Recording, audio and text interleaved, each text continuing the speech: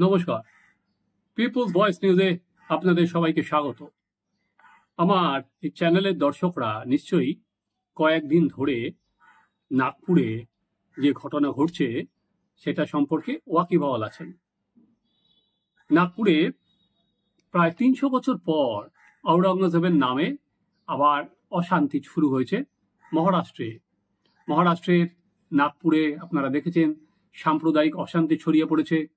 আদতে ওখানে আওরঙ্গজেবের যে খুলনাবাদে যে সমাধি আছে সেই সমাধি সরানোর দাবিতে মিছিল করেছিল বিশ্ব হিন্দু পরিষদ, বজরং দল, এবং সেখানে সংঘর্ষ হয় এবং সেই সংঘর্ষে কেউ মারা যায়নি, ফলে বহু লোক আহত হয়েছে।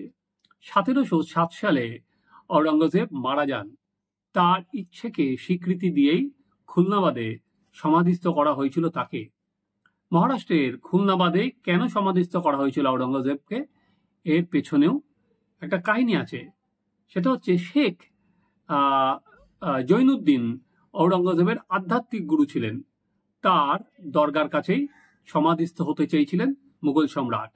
অন্য মুঘল সম্রাটদের মতো রাজকীয়ভাবে তিনি সমাধি চাননি আওরঙ্গজেব, বরং এমনি সাধারণ যেরকম হয় সেরকমই উনি চেয়েছিলেন তার দেহ মাটি চাপা দিয়ে দেওয়া হয়। এবার আমরা এতদিন পর আওরঙ্গজেবের বললাম যে মৃত্যুর ৩০০ বছর পর এই ইস্যুটা আবার জেগে উঠেছে, সামনে চলে এসেছে। এর ফলে আমরা আজকে যেটা বিশ্লেষণ করার চেষ্টা করি যে এই যে আওরঙ্গজেবের ইস্যু, সেটা মহারাষ্ট্রের রাজনীতিতে কি প্রভাব ফেলতে পারে, ভারতের অন্য প্রদেশে বা অন্য রাজ্যে রাজনীতিতে কি এর এটাও কোনো প্রভাব আছে, এবং এই মহারাষ্ট্র সরকার বা মুখ্যমন্ত্রী দেবেন্দ্র ফডনবিস কেন আর কি সরাসরি বলছেন না যে এই কাজটা অন্যায়, তার পেছনে রাজনীতিটাই বা ঠিক কি, সেটা আমরা চলুন আজকে পর্যালোচনা করি। আমরা যদি 2024-এর ভোটের দিকে তাকাই তাহলে কিছুটা হয়তো আমরা আর কি বুঝতে পারবো। 2024-এ আমরা কি দেখেছিলাম যে লোকসভার ইলেকশন হলো, সেখানে মহাবিকাশ আঘাড়ি সেখানে কিন্তু কোণঠাসা করে দিয়েছিল হচ্ছে এনডিএ জোটকে। এবার তারপর কারণ সেখানে মুসলিম ভোটের কনসলিডেশন চলে গেছিল কংগ্রেস এবং উদ্ধব ঠাকরে গোষ্ঠী এবং শরদ পাওয়ারের দিকে। কিন্তু বিধানসভায় আমরা কি দেখলাম, পুরো উলটপুরন।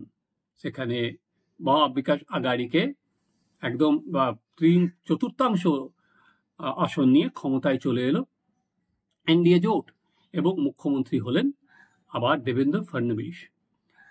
এবার কেন? এর পেছনে অন্যতম বড় কারণ ছিল হচ্ছে লাডলি বহীন। প্রায় 2 কোটি মহিলাকে মহারাষ্ট্রে 1500 টাকা করে তাদের ব্যাংক অ্যাকাউন্টে দেওয়া হয়েছিল, এটা একটা। আর একটা জিনিস যেটা অতটা ভাবে উচ্চারিত হয়নি, সেটা কিন্তু হয়েছিল হচ্ছে ভোট জেহাদ। ভোটকে একটা ধর্মযুদ্ধের জায়গায় নিয়ে যাওয়া হয়েছিল।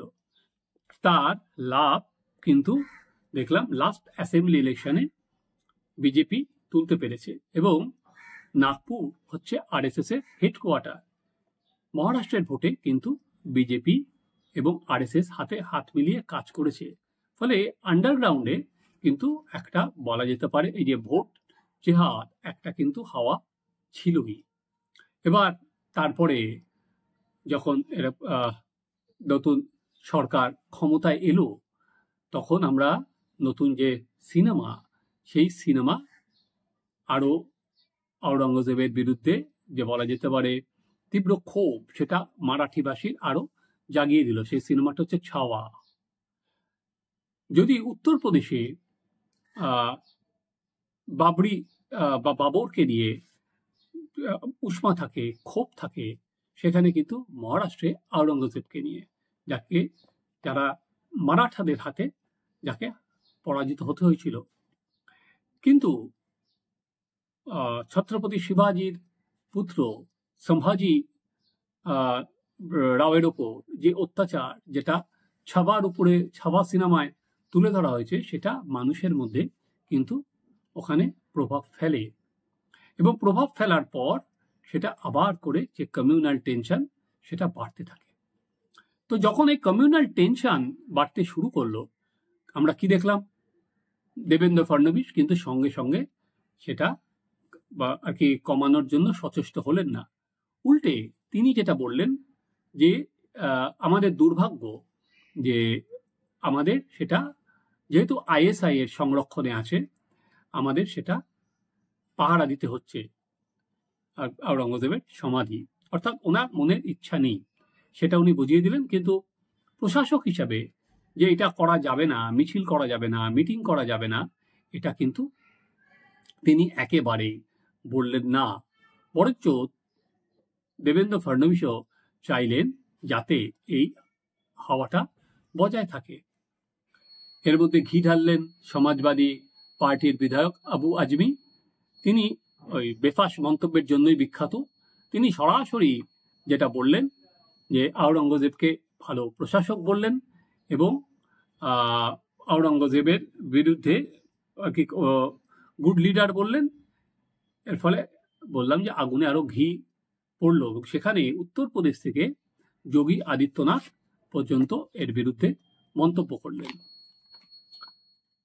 আপনারা এই পর্যন্ত শুনে এটা তো ঘটনা বলি, এবং তারপর সংঘর্ষ হলো। সংঘর্ষে প্রচুর মানুষ আহত হয়েছে, প্রচুর দোকানপাট পুড়েছে। তারপরে মুসলিম মবরা এদের ওপর ঝাঁপিয়ে পড়েছে, সেটার তদন্ত হচ্ছে। বিধানসভায় দাঁড়িয়ে এর নিন্দা করেছেন সিএম এবং বলেছেন যে উপযুক্ত ব্যবস্থা নেওয়া হবে যারা এই ভ্যান্ডালিজমের সঙ্গে যুক্ত, যারা এই ঘরবাড়ি পুড়িয়েছে, যারা দোকান পুড়িয়েছে, যারা বোমা মেরেছে, যারা পুলিশের ওপর আক্রমণ করেছে, যারা দমকলের ওপর আক্রমণ করেছে, তাদের সবার বিরুদ্ধে ব্যবস্থা নেওয়া হবে। সেটা অ্যাসেম্বলিতে মঙ্গলবার দিনই বলেছেন দেবেন্দ্র ফডনবিস। আচ্ছা, এটা আইএসআই তারা হচ্ছে এটা দেখেন, তাদের সংরক্ষণে আছে। তো দেবেন্দ্র ফডনবিসকে উনি যেমন বলছেন এটা আমাদের দুর্ভাগ্যজনক, তাহলে যেটা করতে হয় তাহলে যে সংস্কৃতি মন্ত্রক আছে যারা এটা দেখেন তাদের কাছে বলতে হয় যে এটার আর সংরক্ষণের প্রয়োজন নেই। কিন্তু বর্তমান সময়ে মহারাষ্ট্র সরকার কি চিঠি দেবে, বা কেন্দ্রীয় সংস্কৃতি মন্ত্রক কি বলবে না এটা আর সংরক্ষণ করা যাবে না? দুটোরই একটাই উত্তর, না, বলবে না। এই মুহূর্তে নরেন্দ্র মোদী আমরা যেটা দেখতে পাচ্ছি, যেভাবে গ্লোবালি উনি সবার কাছে রিচ করতে চাইছেন এবং উনি আরব দুনিয়ায়, মুসলিম দুনিয়ায় পর্যন্ত যাচ্ছেন, সেখানে দাঁড়িয়ে কোনো সময় নরেন্দ্র মোদী চাইবেন না যে এই আওরঙ্গজেব ইস্যু সেটা সরাসরি কেন্দ্রের ঘাড়ে চলে আসুক। সেটা কোনো সময় চাইবেন না। উনি চাইবেন, বা বিজেপি চাইবে, যেটা রাজ্যের মধ্যেই আবদ্ধ থাকে। এবার প্রশ্নটা হচ্ছে কেন কেন বলা যেতে পারে এই বজরং দল, এই বিশ্ব হিন্দু পরিষদ, এদের মিছিলকে বলা যেতে পারে আর কি বিজেপি বা মুখ্যমন্ত্রী অ্যালাউ করছেন। এর পেছনে অন্যতম কারণ হচ্ছে মারাঠি আবেগ। দেখুন, মারাঠা ভোট এই যে সেটা, এবং যেটা ছত্রপতি শিবাজির কারা প্রকৃত উত্তরসূরি, সেটা শিবসেনার দুটো ফ্র্যাকশনের মধ্যেই কিন্তু ঘোরাফেরা করে। একটা হচ্ছে উদ্ধব ঠাকরে, আর একটা হচ্ছে উপমুখ্যমন্ত্রী একনাথ শিন্দে। কে এই এর উত্তরসূরি মারাঠার প্রকৃত, তাদের কিন্তু এই দুটোর মধ্যেই ঘোরাফেরা করছে। এরা প্রত্যেকেই প্রমাণ করার চেষ্টা করেন সেটা হচ্ছে তারাই মারাঠা উত্তরাধিকার তাদের দিকে, এবং ছত্রপতি শিবাজিকে তারাই সব থেকে বেশি মর্যাদা দেন, সব থেকে বেশি গুরুত্ব দেন, এবং তাদের মধ্যেই দড়ি টানাটানি। এবার আমার যেটা মনে হয় সেটা হচ্ছে এবার ক্ষমতায় আসার পর বিজেপি কিন্তু একনাথ শিন্দেকে মুখ্যমন্ত্রীর পদ থেকে সরিয়ে দিয়েছেন এবং দেবেন্দ্র ফডনবিস আবার মুখ্যমন্ত্রী হয়ে গেছেন। কিন্তু কোনো সময় একনাথ শিন্দে কিন্তু এটা নিয়ে খুশি নন, এবং তিনি দুদিন আগেই বলেছিলেন তাকে যদি বলা হয় যে তাকে অবজ্ঞা করা, এর ফল ভুগতে হবে। তাই মারাঠা যে ভোট আছে সেই ভোট এই যে ক্রমাগত মারাঠা যে অস্মিতা আছে, এইটা যদি বিজেপি এই সরকার চাগিয়ে রাখতে পারে, তাহলে এই শিবসেনা যে ফ্যাকশন আছে, উদ্ধব এবং একনাথ শিন্দে, তাদের থেকে বিজেপির দিকে কি চলে যাবে না? সেই সম্ভাবনা কিন্তু প্রবল। যে মারাঠা ভোটের উত্তরাধিকার কেন এই দুটো পার্টির মধ্যেই ঘোরাফেরা করবে, কারণ বিজেপি সবসময় চাইবে যে বাণিজ্যিক রাজধানীতে একক শক্তিতে নিজেদের সরকার গঠন করতে। তাই এই আন্দোলন যত এগোবে, যত বলা হবে, সেটা কিন্তু ভিএইচপি বা বজরং দলের হাতেই থাকবে। এটা এরকম নয় যে একনাথ শিন্দে বা উদ্ধব ঠাকরের হাতে চলে যাবে, তাদের হাতেই থাকবে। অর্থাৎ চাবিকাঠিটা ঘুরিয়ে সংঘ পরিবারের হাতেই থাকবে। তাই ভয়টা শুধুমাত্র মুসলিম সমাজের কাছে নয়, ভয়টা কিন্তু এদের কাছেও, যারা শিবসেনার দুটো লবির মধ্যেও, তাদের মধ্যেও কিন্তু এই ভয়টা বিশালভাবে কাজ করবে। হ্যাঁ, এখন যেটা ফ্লেয়ার আপ হয়েছে সেটা কিন্তু বিজেপির পক্ষে সেখানে লাভজনক হলেও মহারাষ্ট্র সরকারের পক্ষে কিন্তু ক্ষতিকারক।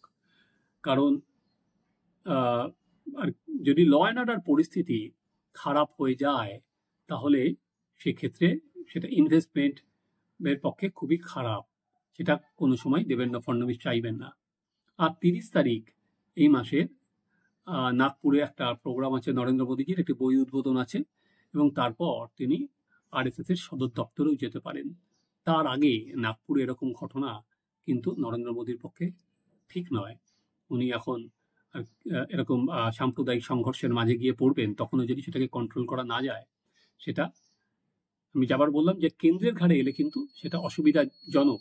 কারণ আজকে যখন বাংলাদেশের সংখ্যালঘুদের উপর আক্রমণ হচ্ছে বা কিছু হচ্ছে, তখন কিন্তু সবার প্রথমে ভারতের সুরে এখন আমেরিকাও সুর মেলাচ্ছে।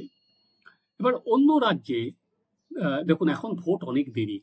মহারাষ্ট্রে এখন যখন ভোটের বাজারে এরকম নয় যে এখনই কোনো ভোট আছে, সবে বিধানসভার ভোট হলো, এখনো ভোট আসতে অনেক দেরি। কিন্তু ওই ভোট কনসলিডেশনে একটা কাজ দেবে। এরপরের ভোট হচ্ছে বিহারে। তো বিহারে কোনো সময় নীতিশ কুমার চাইবেন না যে ইস্যুটা, এই সমাধি ইস্যু আওরঙ্গজেবের, বিহারে গিয়ে পড়ুক।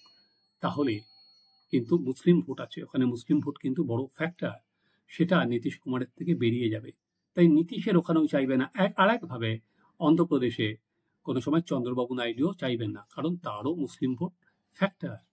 তাই অন্য রাজ্যের ভোটে, আপাতত যে রাজ্যের ভোটটা আসছে বিহারে, সেটা কিন্তু খুব একটা বড় প্রভাব পড়বে না, কারণ বিজেপিও সেখানে এটা নিয়ে একেবারেই যাবে না। তাহলে এটা আটকে থাকবে মহারাষ্ট্রের চৌহদ্দির মধ্যেই। আপাতত এটা কমলেই দিকি দিকি কিন্তু এই আগুনটা জ্বলবেই, কারণ মারাঠা ভোট। আপনারা দেখতে থাকুন আমাদের চ্যানেল সাবস্ক্রাইব করুন, আপনাদের মতামত জানান।